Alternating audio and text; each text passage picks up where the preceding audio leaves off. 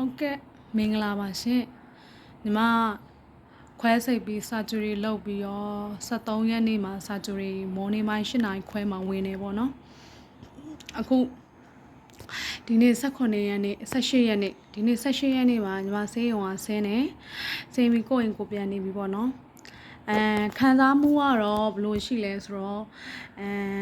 ခံစားမှုကဒီ1 byte ကတော့ဖောက်ထားတဲ့အဖောက်၄ပေါက်နဲ့ချုပ်ထားတဲ့ stapler ယာတွေကြောင့်စူးကနေ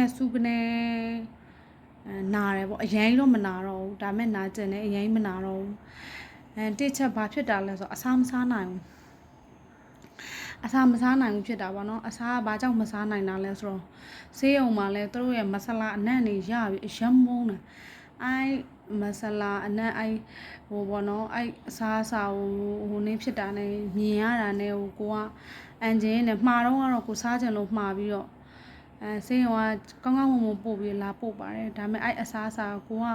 မြင်တာနဲ့ကိုမစားကြဘူးဖြစ်နေလုံးဝမစားခဲ့ဘူးညီမဆေးရုံကနေခဲ့တဲ့တောက်လျှောက်တွေတောက်ခဲ့တာနွားနို့ကျက်စုပ်ပြုတ်ရေးဟုတ်ကဲ့ဆေးရုံကတောက်ခဲ့တဲ့ဥစ္စာလေးတွေကခုနညီမပြောပြတဲ့အတိုင်းနွားနို့နဲ့ကျက်စုပ်ပြုတ်ရေးနဲ့အရာတောက်တယ်ပေါ့နော်အဲ့ဒါတော့မတောက်ချင်လဲကြိတ်မိပြီးတော့အဲ့ဒါတော့ဘိုက်ထဲကိုထည့်လို့မရဘူး तू ကခွဲစိတ်ထားတဲ့ဥစ္စာနဲ့ဟိုထိုးဖောက်ထားတဲ့ဥစ္စာပါဒီဘိုက်ကိုဒီလိုပတ်ပတ်လဲကိုသူကခွဲထားတယ်အဲ့ဒါကို stapler နဲ့ပြန်ညှက်ထားတယ်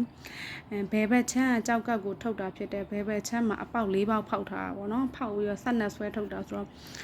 အဲ့ရဒန်နေကြအစာအိမ်ကလည်းဟိုစားဖို့အများကြီးစားဖို့လည်းလက်မခံဘူးနည်းနည်းလေးဆိုတာနဲ့ဘိုက်ကလည်းတင်းသွားပြီနောက်ပြီးတော့စိတ်ကလည်းစားတဲ့စိတ်မရှိတော့ဘူးအဲ့လိုဖြစ်သွားတာပေါ့အခုတော့ညီမဒီကိုရောက်နေတဲ့အခြေအနေမှာတော့အိမ်ပြန်ရောက်တဲ့အခြေအနေမှာတော့ကိုယ့်အိမ်မှာဆိုပြီးတော့စိတ်တော့လွတ်လပ်သွားတယ်တစ်ချက်ဒီလက်ကပိုက်တွေဘာတစ်ခုမှမရှိတော့တဲ့အတွက်စိတ်လွတ်လပ်သွားတယ်ညဘက်အိတ်တာကြတော့ကြောကအောင့်တယ်အောင့်တာတမန်ရိုးကြအတိုင်း2ပတ်လောက်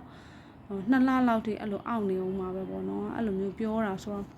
အားဒါမေစေးအစုံမေစေးရဲ့ side effect ပေါ့နော်အဲ့လိုမျိုးဆိုတော့2ပတ်လောက်ထိ2လလောက်ထိကိုသူကအဲ့လိုတချို့တွေဆိုတော့2ပတ်ပေါ့တချို့တွေကကျတော့2လလောက်ထိအဲ့လိုအောင့်နေဒါဖြစ်လိဖြစ်စားရှိတဲ့ဥစ္စာတစ်ခုတဲ့ဆရာဝန်ရှင်းပြတဲ့အခါကျတော့ညာကလည်းအောင့်တော့အောင့်နေဒါပေမဲ့အဲ့လိုမရဘူးပေါ့နော်ကိုကလည်းကိုအတွေ့အနဲ့ရှိဒီကိုလာတဲ့အချိန်မှာညီမတို့ကအမှန်တကယ်လာမဲ့ဥစ္စာကတကယ်ဒီလိုခွဲစိတ်မှုအကြီးစားလုပ်တယ်ဆိုတာကကစ်တနီရဲ့ဒိုနာရဲ့ပေါ့ဒိုနာရဲ့ recipient ရဲ့2ယောက်အဲ့ဒါရဲ့ပြီးသွားရင်ချက်ဖို့ပြုတ်ဖို့ဝိုင်းလုပ်ပေးမဲ့သူ1ယောက်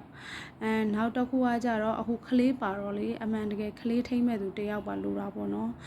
ညီမသားလေးကလည်းတစ်နှစ်ကျော်ပဲရှိသေးတော့အားကြောင့်မို့ခေါ်လာလိုက်တော့အခုပါလာတဲ့အတော်ကကြတော့ခလေးထိန်းတာနဲ့ရှော်တာဖွတ်တာနဲ့တောက်လျှောက်သူကအဲ့လိုမျိုးလုပ်ပေးရတော့သူလည်းပင်ပန်းတာပေါ့သူလည်းအနားယူဖို့အချိန်လိုအပ်တယ်ပေါ့နော်ညီမတို့ကလည်းဘာမှမလုပ်ပေးနိုင်တော့ဘူးအဝတ်လျှော်ဆက်ထဲကိုအဝတ်ကလေးထည့်ပြီးတော့ခလုတ်လေးနှိပ်ကျန်တာကတော့အဲ့လိုမျိုးကို့အတော်ပဲအဲ့လိုဆက်လုပ်ရတာပေါ့နော်အခုလိုမျိုးတွေအဲ့လိုမျိုးဖြစ်နေတာပေါ့ညီမအမျိုးသားကတော့ recipient ကတော့သူကတနင်္ဂနွေနေ့လောက်မှာ ICU ကနေဒါရိုက်အိမ်ကိုပြန်လှုပ်ခွင့်ပေးမယ်ပေါ့နော် ward ထဲမှာတော့မထားတော့ဘူးလူနာဆောင်မပါတဲ့အတွက် ward ထဲမှာ